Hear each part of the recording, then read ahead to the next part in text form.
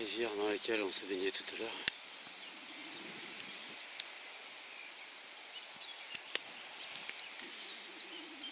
Bon, elle est loin maintenant. Donc je pense que nous avons atteint la partie montante de cette ascension dans laquelle il y a beaucoup de genêts. Oui, effectivement, c'est le cas. Alors, comme je vous l'ai dit, ça sent vraiment très très bon. C'est une partie du trek à chaque fois qui est superbe et agréable. C'est quand on arrive dans des endroits où il y a un petit peu de calme au niveau de la végétation, il y a un peu d'herbe. Et ah bah là, je viens de passer de l'autre côté. Donc je vais être vraiment sur l'arête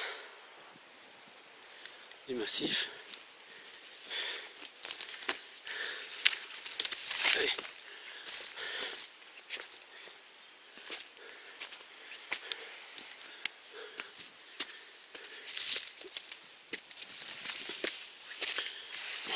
Qu'il va falloir quand même grimper.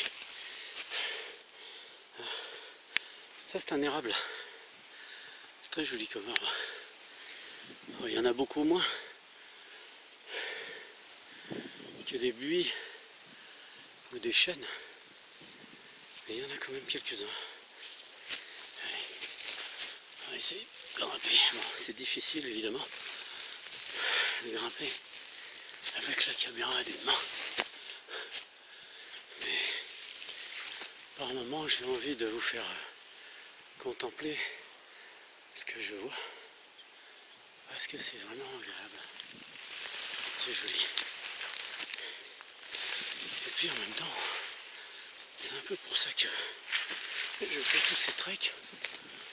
Pour pouvoir partager avec tous des choses qui sont proches de chez nous, proches de chacun. Mais qu'on ne côtoie malheureusement pas assez. Bon, par contre, si on descend, je vais pas le suivre. Alors regardez, c'est marrant là. Vous avez d'un côté un genêt qui est en fleurs, et ici un genêt qui est en état de faire les semences. Vous voyez les petits haricots là. Il n'y a plus une seule fleur, elles sont toutes tombées.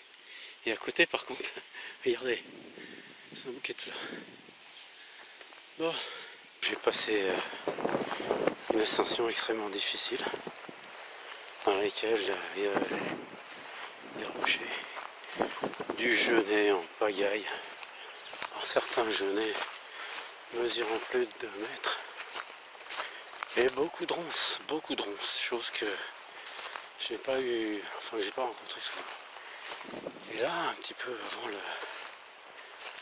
sommet du massif, je m'aperçois que quelqu'un a fait un petit chemin en courant des genêts. Et je dois avouer que je vais l'emprunter un peu parce que je suis un peu à plat, un peu fatigué. Et avant vraiment de me reposer, j'ai envie de... J'aimerais bien arriver là-haut. Alors comme vous voyez, j'en suis pas très loin. Mais je peux dire que de serpenter à travers ce genêt, cette végétation, c'est agréable, vraiment. Quelque chose de merveilleux. J'ai hâte de faire une halte pour l'instant.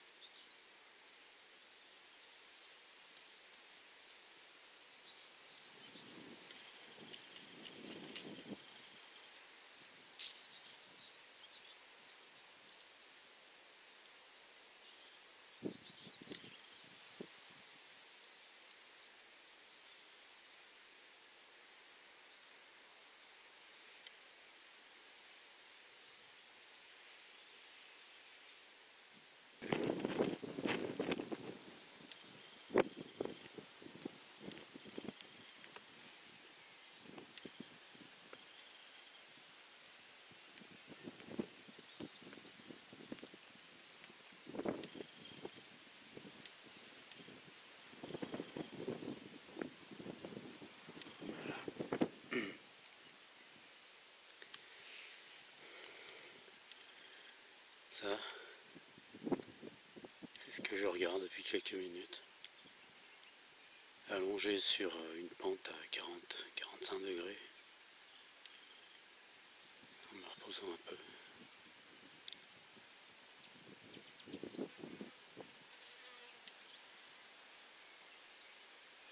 Ici on entend juste le vent. Quand il y en a. Dans le fond de la vallée on entend la rivière, la cascade qui coule. De temps en temps des oiseaux qui chantent.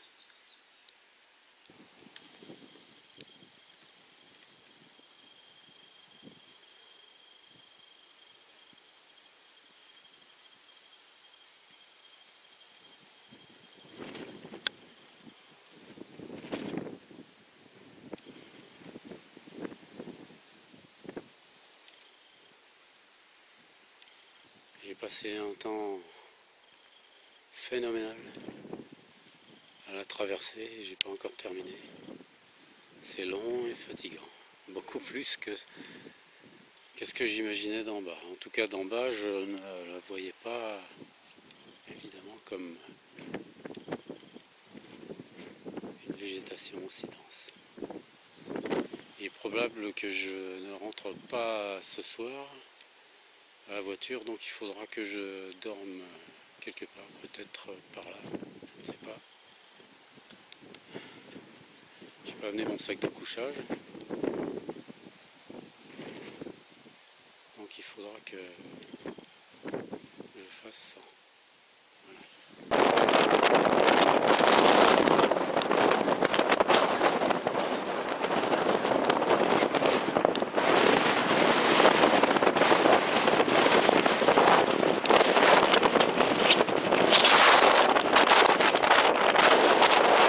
Il est 17h41 et malgré l'envie que j'avais vraiment d'aller jusqu'en haut du Mont Marcou, je me suis décidé à descendre.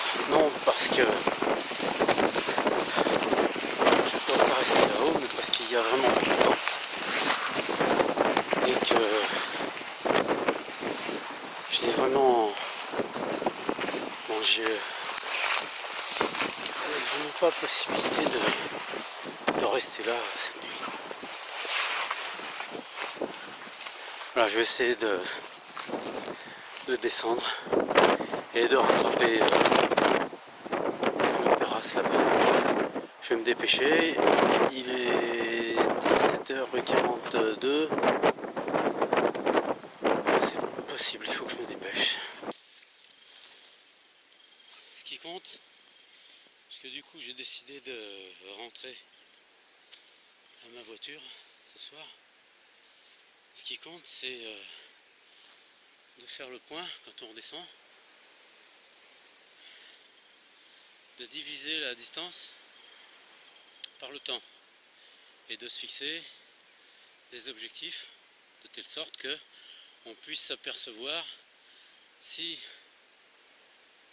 ce qu'on s'est fixé est faisable. Bon, en principe, la descente est beaucoup plus rapide que la montée, mais vraiment beaucoup plus rapide. Ici, c'est une descente qui reste fatigante parce qu'il y a beaucoup de rochers, de pierres qui glissent. Et il y a des genêts qui parfois me dépassent en taille. Donc dans la progression c'était très très fatigant parce qu'il fallait que soit je les écarte, soit je passe dessous. Lorsqu'on descend, c'est plus facile, on peut marcher dessus, pratiquement. Mais il faut avoir l'habitude par contre de s'assurer, parce que de temps en temps, eh bien, on se ramasse, quoi. Voilà, donc ça m'est arrivé plusieurs fois, ça va m'arriver encore d'ailleurs, mais bon. Donc quand vous roulez, quand vous tombez dans les genêts en l'occurrence, pas forcément ailleurs, mais en tout cas dans les genêts ici, ce qu'il faut c'est rouler. Il ne faut pas vous élargir comme dans le sable, il faut rouler dedans. Parce qu'avec le sac à dos, de toute façon, vous ne pouvez pas beaucoup rouler. Et ça va vous amortir et ça fait pas mal en général. Bon, l'ennui c'est de, lorsqu'on descend, c'est de chuter ou de tomber dans le pied entre deux pierres dans un petit trou, etc. C'est ce qui est le plus ennuyeux, quoi. Voilà, donc il faut avoir un pied très ferme et une cheville très souple par contre. C'est pareil, les cuisses très souples. C'est pour ça que c'est fatigant d'ailleurs. Voilà. Alors je me suis arrêté bon, pour reprendre un petit peu des forces, mais aussi parce que j'étais trempé de sueur et que si jamais je venais à être bloqué quand même, il faut que mes vêtements puissent se mettre un peu à sécher. Ce qui n'est pas possible de dormir en étant mouillé. Donc je vais m'avancer le plus possible. Et en fonction de ce que j'aurai fait, je saurai si je peux atteindre mon objectif. Voilà. Mais bon, je pense que je vais y arriver. Ce coup-ci, je ne vais pas me baigner. Et je ferai moins de prise de vue, évidemment. Et moins de halte. Voilà. Bon, bah je vais pas traîner. Je suis un peu handicapé aussi aujourd'hui parce que comme je vous l'ai dit, là j'essaye des chaussures nouvelles. Comme elles sont en cuir, comme la plupart des chaussures qui servent vraiment à faire du trek, il faut qu'elles se fassent. Donc j'ai les pieds qui dérouillent un petit peu, quoi. Ce qui fait que évidemment ça fait un peu mal. Voilà. Bon, allez, je vais continuer. Alors obligé de garder le polaire par contre. Parce que si vous glissez ou tombez dans les genêts, c'est ce qu'il y a la plupart, et que vous roulez, il vaut mieux le faire avec quelque chose sur soi. Voilà.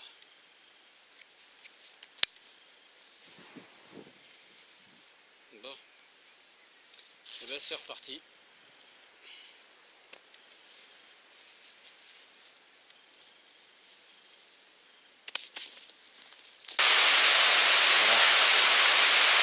Je suis pas arrivé à l'Orque, mais dans la vallée, il y avait une autre rivière. Voilà.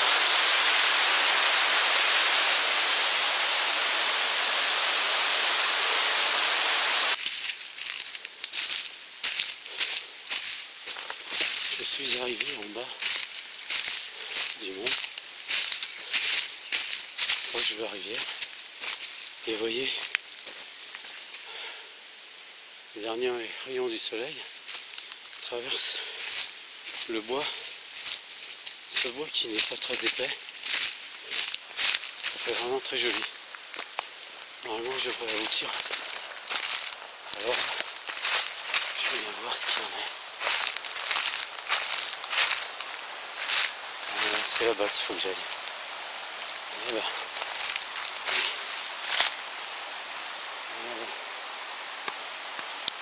C'est là-bas et ensuite il faut que j'atteigne ça là-bas. Donc je vais essayer de me dépêcher quand même.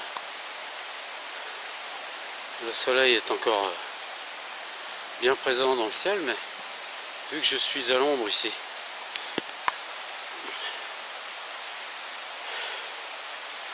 du versant sud du massif, je vais être au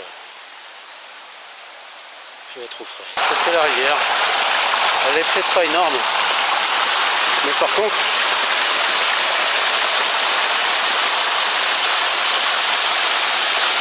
voilà, ici il y a à peu près une quinzaine de mètres. Regardez, même ici ça a creusé la roche. Ça doit être quand il y a plus d'eau évidemment.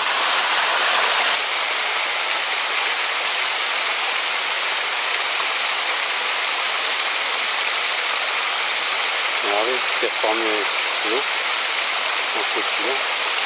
C'est une forme de petite cuvette.